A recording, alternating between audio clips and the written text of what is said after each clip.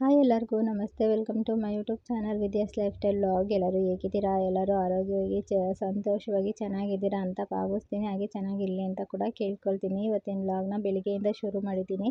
ಏನು ಗೊತ್ತಾ, ಸ್ಕೂಲ್ ಮುಗೀತು ಅಂದ ತಕ್ಷಣ ಸಾಕು, ನನಗಂತೂ ಬುಕ್ ರ್ಯಾಕ್ ಯಾವಾಗ ಕ್ಲೀನ್ ಮಾಡ್ತಾರೋ ಅನ್ನಿಸ್ತಾಯಿತ್ತು. ಹಾಗೆಯೇ ಇವಾಗ ಮಕ್ಕಳು ಕೂಡ ಸ್ಕೂಲ್ ರಜಾ ಇದೆಯಲ್ಲ, ಈ ವರ್ಷ ಊರಿಗೆ ಹೋಗ್ತೀವಿ, ಒಂದು 20 ಡೇಸ್ ಬರಲ್ಲ ಅಂತ ಅಂದರು. ಇನ್ನು ಅವ್ರು ಬರೋಷ್ಟರಲ್ಲಿ ಸ್ಕೂಲ್ ಕೂಡ ಸ್ಟಾರ್ಟ್ ಆಗಿಬಿಡುತ್ತೆ. ಆವಾಗ ಬುಕ್ಕೆಲ್ಲ ಕ್ಲೀನ್ ಮಾಡೋದಕ್ಕಾಗಲ್ಲ. ಸರಿ, ನೀವು ಊರಿಗೆ ಹೋಗೋದ್ರೊಳಗಡೆ ಬುಕ್ ರ್ಯಾಕೆಲ್ಲ ಕ್ಲೀನ್ ಮಾಡಿ ಇಟ್ಬಿಟ್ಟು ಹೋಗ್ಬಿಡಿ ಅಂತ ಅಂದೆ. ಅದಕ್ಕೆ ಬೇಕಾಗಿರೋದು ಬೇಡದಿರೋ ಬುಕ್ಕೆಲ್ಲನೂ ತೆಗಿತಿದ್ದಾರೆ. ಏನು ಗೊತ್ತಾ, ಈಗಿನ ಕಾಲದಲ್ಲಿ ನಾವು ಕ್ಲೀನ್ ಮಾಡೋದಕ್ಕಾಗಲ್ಲ, ಅವ್ರಿಗೆ ಯಾವ್ದು ಬೇಕು ಯಾವ್ದು ಬೇಡ ಅಂತ ನಮ್ಗೆ ಗೊತ್ತಾಗಲ್ಲ. ಅದಕ್ಕೆ ಇಬ್ಬರು ಸೇರಿ ನಿಧಾನಕ್ಕೆ ಯಾವ್ದು ಬೇಕು ಯಾವ್ದು ಬೇಡ ನೋಡಿ ಎಲ್ಲ ತೆಗ್ದಿಡಿ ಎಂದೆ. ಒಂದು ದೊಡ್ಡ ಬ್ಯಾಗ್ ಆಗೋಯ್ತು ಗೊತ್ತಾ, ಅಷ್ಟು ಬುಕ್ ತೆಗೆದಿಟ್ಟಿದ್ರು ಬೇಡ ಅಂತ. ಮನೇಲಿ ಇನ್ನೂ ಒಂದಷ್ಟು ಇಟ್ಕೊಂಡಿದ್ದಾರೆ, ರಫ್ ನೋಟ್ಗಳೆಲ್ಲ ಬರಿತೀವಿ ಅಂತ. ಇನ್ನು ನೋಡೋಣ, ಆಮೇಲೆ ನೋಡ್ಕೊಳ್ಳೋಣ ಅಂತ ಸ್ವಲ್ಪ ಆದಷ್ಟು ಕ್ಲೀನ ಮಾಡಿಸಿ ಡಿವೈಡ್ ಮಾಡಿದೆ. ಇನ್ನು ಧನುದು SLC ಮುಗೀತಲ್ವ ಈ ವರ್ಷ. ಅವಳಿಗೆ ಅವರಮ್ಮ ಮೊದಲೇ ಹೇಳಿದರು, 10th ಮುಗೀತಿದ್ದಂಗೆ ಯಾವ ಥರ ಏರ್ ಕಟ್ಟಬೇಕು ನಿನಗೆ, ಆ ಥರ ಮಾಡಿಸ್ಕೊ ಅಂತ. ನಾನು ಅಂದ್ಕೊಂಡೆ ಒಂದು ಸಾರಿ ಏರ್ ಸ್ಪಾನೇ ಮಾಡಿಸ್ಕೊಬಿಡ್ಲಿ ಅಂತ. ಯಾಕೊತ್ತಾ, ಏರೆಲ್ಲ ಡ್ಯಾಂಡ್ರಫ್ ಇರುತ್ತೆ, ಮತ್ತು ಇನ್ನು ಕಾಲೇಜ್ಗೆ ಹೋಗ್ತಾಳಲ್ವ, ಒಂದು ಸಾರಿ ಏರ್ ಸ್ಪಾ ಮಾಡಿಸ್ಬಿಟ್ಟು ಏರ್ ಕಟ್ ಮಾಡಿಸೋದ್ರಿಂದ ಹೇರ್ ಕೂಡ ಶೈನಿಂಗ್ ಆಗಿ ತುಂಬ ಚೆನ್ನಾಗಿರುತ್ತೆ. ಅದಕ್ಕೋಸ್ಕರ ಏರ್ ಸ್ಪಾ ಮಾಡಿಸಿನೇ ಏರ್ ಕಟ್ ಮಾಡಿಸೋದನ್ನು ಅಂತ ಹೇಳಿದ್ದೆ. ಸರಿ ಆಯ್ತಕ್ಕ ಅಂದ್ಬಿಟ್ಟು ಅವಳು ಅದೇ ಥರನೇ ಏರ್ ಸ್ಪಾ ಮಾಡಿಸ್ತಾಯಿದ್ಲು. ಎಷ್ಟು ಚೆನ್ನಾಗಾಗಿತ್ತು ಗೊತ್ತಾ, ಅವಳದು ಹೇರೆಲ್ಲನೂ ತುಂಬ ಸಾಫ್ಟ್ ಸಿಲ್ಕಿ ಥರ ಆಗಿತ್ತು. ಅವಳಿಗೆ ತುಂಬ ಖುಷಿ ಆಯಿತು. ಅಕ್ಕ ಎಷ್ಟು ಚೆನ್ನಾಗಾಗಿದೆ ನೋಡು ಅಂತೆಲ್ಲ ಹೇಳ್ತಾ ಇದ್ಲು. ಇನ್ನು ನಮ್ಮ ಮನೇಲಿ ಇವಳೇ ಫಸ್ಟು ಏರ್ ಸ್ಪಾ ಮಾಡಿಸ್ತಾ ಇರೋದು. ನಾವೆಲ್ಲ ಏರ್ ಕಟ್ ಮಾಡಿಸಿದ್ದೀವಿ, ಆದರೆ ಯಾವತ್ತೂ ಏರ್ ಸ್ಪಾ ಮಾಡಿಸಿರ್ಲಿಲ್ಲ. ಬಟ್ ತುಂಬ ಚೆನ್ನಾಗಿದೆ. ನಾನು ಯಾವಾಗಾದರೂ ಒಂದು ಸಾರಿ ಮಾಡಿಸ್ಕೋಬೇಕು. ಅಂದರೆ ಇವಳದು ಲಾಂಗ್ ಏರ್ ಇತ್ತಲ್ವ, ವರ್ಕೌಟ್ ಆಗುತ್ತೆ. ನಂದು ಶಾರ್ಟ್ ಏರ್ ಇರೋದ್ರಿಂದ ನಮಗೆ ಬರೀ ದುಡ್ಡು ವೇಸ್ಟ್ ಅಂತ ಅನಿಸುತ್ತೆ ಅಷ್ಟೇ. ಬಟ್ ಅವಳಿಗೆ ಹೇರ್ ಕಟ್ ತುಂಬ ಚೆನ್ನಾಗಿ ಬಂದಿತ್ತು. ಫೈನಲ್ ಲುಕ್ನ ನಾನು ವಿಡಿಯೋ ಮಾಡೋದಕ್ಕಾಗಲಿಲ್ಲ, ಮರ್ತೋಯ್ತು. ಇನ್ನು ಧನು ಮನೆಗೆ ಬಿಟ್ಟೆಲ್ಲ ಬಂದೆ. ಇದು ನೆಕ್ಸ್ಟ್ ಡೇ ಅಕ್ಷಯ ತೃತೀಯ ಇವತ್ತು. ಏನಾದರೂ ಚಿನ್ನ ತೊಗೋಬೇಕು ಅಂತಾರಲ್ವ, ಸೊ ನಾನು ಆ ಥರ ಪರ್ಚೇಸ್ ಮಾಡೋ ಥರ ಇರಲಿಲ್ಲ. ಬಟ್ ಮೂಗು ಚುಚ್ಚೋಣ ಅಂತ ಅಂದ್ಕೊಂಡಿದ್ದೆ. ಚಿನ್ನ ತಗೊಂಡಂಗೂ ಆಗುತ್ತೆ, ಮೂಗು ಚುಚ್ಚಿಸ್ದಂಗೂ ಆಗುತ್ತೆ ಅಂತ ಇವತ್ತು ಹೋಗಿದ್ದೆ ನಾನು.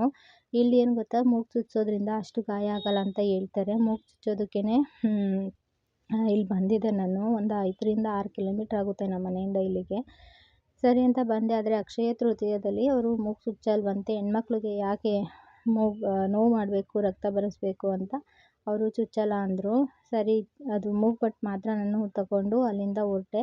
ಇನ್ನು ಆನ್ ದ ವೇ ಬರ್ತಾ ನಮ್ಮಕ್ಕ ಸ್ಯಾರಿ ಫಾಲ್ಸ್ ಹಾಕೋದಿದೆ, ನೀನು ಹಾಕ್ತೀಯ ಅಂತ ಕೇಳಿದ್ರು. ಏನು ಗೊತ್ತಾ, ನನಗೆ ಇವಾಗ ಮೇಕಪ್ ಆರ್ಡ್ರ್ ಇರೋದ್ರಿಂದ ಟೈಮ್ ಆಗುತ್ತಾ ಇಲ್ವಾ ಅಂತ ಕೇಳಿದ್ರು. ಸರಿ, ಇಲ್ಲ ನಂಗೆ ಒಂದಿನ ಟೈಮ್ ಇತ್ತು, ಸರಿ ಮಾಡಿಕೊಟ್ಬಿಡೋಣ, ನನಗೂ ಏನಕ್ಕನ ಖರ್ಚಿಗಾಗುತ್ತೆ ಅಂತ ಅಲ್ಲಿಗೆ ಬಂದೆ. ಅವ್ರದ್ದು ಎಲ್ಲ ಕೆಲಸ ಮುಗ್ದಿತ್ತು.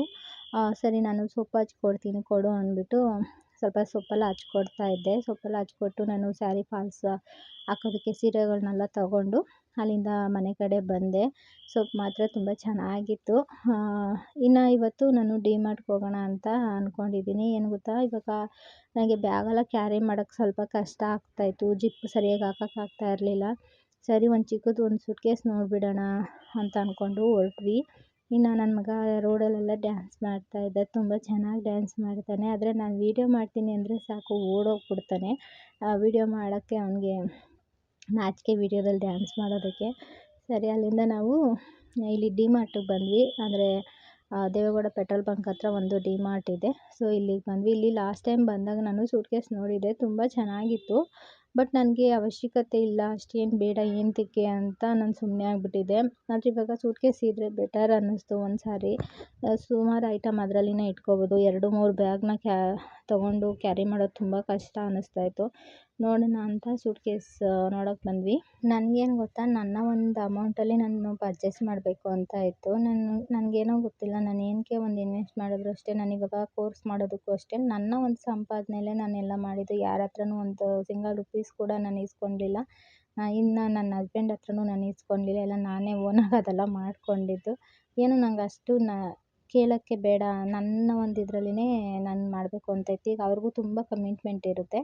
ಸೊ ನನ್ನ ಈ ಥರ ಎಕ್ಸ್ಟ್ರಾ ಏನೇ ನಾನು ತೊಗೋಬೇಕು, ನನ್ನ ಕೆಲ್ಸಕ್ಕೆ ನಾನು ತೊಗೋಬೇಕಂದ್ರೂ ನನ್ನೊಂದು ಅಮೌಂಟಲ್ಲಿ ತೊಗೋಬೇಕು ಅಂತ ನನ್ನ ಇಷ್ಟ. ಸೊ ನಂದು ಬಜೆಟ್ ಬಂದುಬಿಟ್ಟು 2.5 ಇತ್ತು. ಅದಕ್ಕೆ ಅಷ್ಟರಲ್ಲಿ ಕೊಡಿಸು ಅಂತ ಅವ್ರನ್ನ ಕೇಳ್ತಾ ಇದ್ದೆ. ನಾನು ದುಡಿತೀನಿ ಅಂತ ಅಂದ್ರೂ ನಾನು ಒಬ್ಬಳೇ ಹೋಗಿ ತೊಗೊಳ್ಳೋದು, ನಾನು ಮಾಡೋದು ಆ ಥರನೂ ಇಷ್ಟ ಆಗೋಲ್ಲ ನನಗೆ. ಅವರು ಜೊತೆಗಿರಬೇಕು. ಅಂತ ದುಡ್ಡೂ ಅಷ್ಟೇ ನಾನೇ ಇಟ್ಕೊಳ್ಳಲ್ಲ, ಅವ್ರು ಕೊಟ್ಟಿರ್ತೀನಿ, ಬಟ್ ಅದು ನಂದು ಅಂತ ಇರಬೇಕು, ಅದರಲ್ಲಿ ನಾನು ತಗೊಳ್ತೀನಿ. ಸರಿ, ಈ ಸೂಟ್ ಕೇಸ್ನ ನೋಡಿದ್ವಿ. ಏನು ಗೊತ್ತಾ, ತೊಗೊಳ್ತೀವಿ, ಸ್ವಲ್ಪ ಚೆನ್ನಾಗಿರೋದೇ ತೊಗೊಳ್ಳೋಣ ಅಂತ ನಾನು ರಿವ್ಯೂ ಎಲ್ಲ ಕೇಳ್ತಾ ಇದ್ದೆ. ಇದಕ್ಕೂ ನಾನೊಂದು ಸೂಟ್ ಕೇಸ್ ನೋಡಿದೆ 2.5 ಅದಕ್ಕೂ ಕಂಪೇರಿಟಿ ಮಾಡಿ ಅವ್ರು ಹೇಳಿದ್ರು, ಅದು ಬಂದುಬಿಟ್ಟು 40% ಪ್ಲಾಸ್ಟಿಕ್ ಮಿಕ್ಸ್ ಆಗಿರುತ್ತಂತೆ ಆ ಸೂಟ್ ಕೇಸಲ್ಲಿ. ಇದು ಬಂದುಬಿಟ್ಟು ಲೆದರು, ಇದರಲ್ಲಿ 0% ಪ್ಲಾಸ್ಟಿಕ್ಕು, ವೆಯ್ಟ್ ಕೂಡ ಇರೋಲ್ಲ. ಅದರೊಳಗಡೆ ಸ್ವಲ್ಪ ಐಟಮ್ ಹಾಕ್ಬಿಟ್ರೆ ಸೂಟ್ ಕೇಸೇ ವೆಯ್ಟ್ ಬಂದುಬಿಡುತ್ತೆ. ನಿಮಗೆ ಪ್ಲಾಸ್ಟಿಕ್ ಮಿಕ್ಸ್ ಆಗಿರೋದ್ರಿಂದ ನೋಡೋಕ್ಕೆ ದೊಡ್ಡದಿದೆ, ಆದರೆ ಆ ಥರ ಪ್ಲಾಸ್ಟಿಕ್ ಮಿಕ್ಸ್ ಇರೋದ್ರಿಂದ ನಿಮಗೆ ವೆಯ್ಟ್ ಕೂಡ ಆಗುತ್ತೆ ಮೇಡಮ್ ಅಂತ ಅಂದರು. ಬೆಟರ್ ಇದನ್ನು ತಗೊಳ್ಳಿ ಅಂತ ಹೇಳಿದ್ರು. ಆಮೇಲೆ ಸರಿ ಓಪನ್ ಮಾಡಿ ತೋರಿಸ್ತಾಯಿದ್ರು ನಮಗೆ ಯಾವ್ದು ಚೆನ್ನಾಗಿರುತ್ತೆ, ಹೇಗಿದೆ ಕ್ವಾಲಿಟಿ ಎಲ್ಲನೂ ಹೇಳ್ತಾಯಿದ್ರು. ಸರಿ ನೋಡೋಣ ಇರಿ ಅಂತ ಅಂದ್ಬಿಟ್ಟು ಇದನ್ನಿಟ್ಟು ಮತ್ತು ನಾನು ಅದನ್ನೇ ನೋಡೋಣ ಅಂದ್ಕೊಂಡೆ. ಏನು ಗೊತ್ತಾ, ಇದು ಬಂದುಬಿಟ್ಟು 4.5 ಹೇಳಿದ್ರು. ನನ್ನ ಬಜೆಟ್ ಇದ್ದಿದ್ದು 2.5 ಅಲ್ವಾ, ಬೇಡ ನಾನು ಅದನ್ನೇ ತೊಗೊಳ್ತೀನಿ ಅಂತ ಅಂದೆ ನಮ್ಮ ಮನೆಯವ್ರಿಗೆ. ಇಲ್ಲ ತೊಗೊಳ್ತೀಯಾ, ಸರಿ ಚೆನ್ನಾಗಿ ತೊಗೊಂಡ್ಬಿಡಿ, ಯಾವ್ದು ಬೇಕೋ ಡಿಸೈಡ್ ಮಾಡಿ, ಆಮೇಲೆ ಬೇಡ ಹಂಗಾಯ್ತು ಹಿಂಗಾಯ್ತು ಅನ್ಬೇಡ ಅಂತ ಹೇಳಿದ್ರು.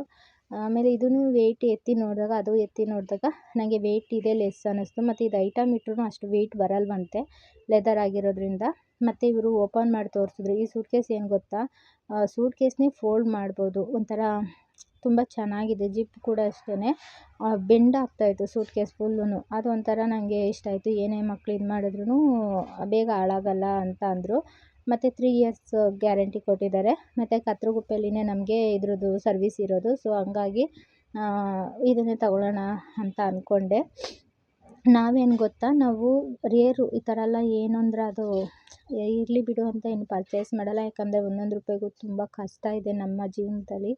ಸರಿ ಅದನ್ನು ನೋಡಿಬಿಟ್ಟು ನಾವು ಡಿಸೈಡ್ ಮಾಡ್ತೀವಿ. ಇದು ಯಾಕೆ ಆಮೇಲೆ ನಾನು ಮೈಂಡ್ ಚೇಂಜ್ ಮಾಡಿದೆ ಅಂದರೆ, ಬರೀ ಇವತ್ತಿಂದು ನೋಡೋದು ಬೇಡ, ಇನ್ನೇನು ನಮ್ಮ ಮಕ್ಕಳು ಕೂಡ ದೊಡ್ಡವರಾಗ್ತಾಯಿದ್ದಾರೆ. ಒಂದು ಸಾರಿ ಇನ್ವೆಸ್ಟ್ಮೆಂಟ್ ಮಾಡೋದು ನಾಳೆ ಫ್ಯೂಚರಲ್ಲಿ ಮಕ್ಕಳು ಕೂಡ ಯೂಸ್ ಆಗೋ ಥರ ಇರಲಿ, ಸ್ವಲ್ಪ ಕಾಸ್ಟ್ಲಿ ಆದರೂ ಪರವಾಗಿಲ್ಲ, ಇದನ್ನೇ ತೊಗೊಂಡ್ಬಿಡೋಣ ಅಂತ ಕಾಂಬೋ ಆಫರಲ್ಲಿತ್ತು. ಒಂದು ದೊಡ್ಡದು ಒಂದು ಚಿಕ್ಕದು ಎರಡನ್ನೂ ತೊಗೊಂಡೆ ನಾನು. ಮುಂದೆ ಮಕ್ಳಿಗೆಲ್ಲ ಯೂಸ್ ಆಗುತ್ತೆ, ಇನ್ನೆಲ್ಲನ ಟ್ರಿಪ್ ಹೋದರೆ ಆ ಥರಕ್ಕೆಲ್ಲನೂ ಯೂಸ್ ಆಗುತ್ತೆ ನಮಗೇನೆ ಅಂತ ನಾನು ಅದೇ ಸೂಟ್ ಕೇಸ್ನೇ ತೊಗೊಂಡೆ. ಆಮೇಲೆ ಸ್ವಲ್ಪ ಪೌಚಸ್ ಬೇಕಿತ್ತು ಈ ಮೇಕಪ್ ಪ್ರಾಡಕ್ಟ್ ಎಲ್ಲ ಇಟ್ಕೊಳ್ಳೋದಕ್ಕೆ. ಸರಿ ಎಲ್ಲ ಕಾಸ್ಟ್ಲಿ ಇತ್ತು, ಬಟ್ ನನ್ನ ಬಜೆಟಲ್ಲಿ ಇರಲಿಲ್ಲ. ಆದರೂ 1-2 ತೊಗೊಳ್ಳೋಣ ಅಂತ ಅಂದ್ಬಿಟ್ಟು ತೊಗೊಂಡಿದ್ದೆ. ಆಮೇಲೆ ತುಂಬ ಖರ್ಚು ಮಾಡ್ತಾಯಿದ್ದೀನಿ ಅನ್ನಿಸ್ಬಿಡ್ತು. ನನ್ನ ಬಜೆಟ್ ಇದ್ದಿದ್ದು 2.5 ಅಷ್ಟೇ ಸೂಟ್ ಕೇಸ್ಗೆ, ನಾನು 4.5 ಹಾಕಿದೆ. ನನ್ನ ಎಕ್ಸ್ಪೆಕ್ಟೇಷನ್ ಮೀರಿ ಹೊರಟೋಯ್ತು.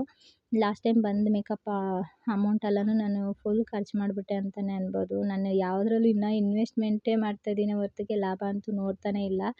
ಸೊ ಇನ್ನು ಇದು ನನ್ನ ಲಾಸ್ಟ್ ಇನ್ವೆಸ್ಟ್ಮೆಂಟ್ ಆಗಲಿ ಅಂತ ಕೂಡ ಕೇಳ್ಕೊಳ್ತೀನಿ. ಇನ್ನು ಈ ಥರ ಆಯಿತು. ಸ್ವಲ್ಪ ರೇಷನ್ ಕೂಡ ಬೇಕಿತ್ತು, ಅದನ್ನು ತೊಗೊಂಡು ಇಲ್ಲಿಂದ ಹೊರಟ್ವಿ.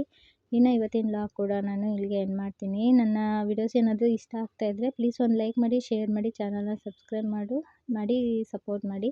ಇನ್ನೂ ಬೆಟರ್ ಒಳ್ಳೊಳ್ಳೆ ವೀಡಿಯೋಸ್ ಮಾಡೋದಕ್ಕೆ ನಾನು ನಿಜವಾಗ್ಲೂ ಟ್ರೈ ಮಾಡ್ತೀನಿ. Thank you for watching.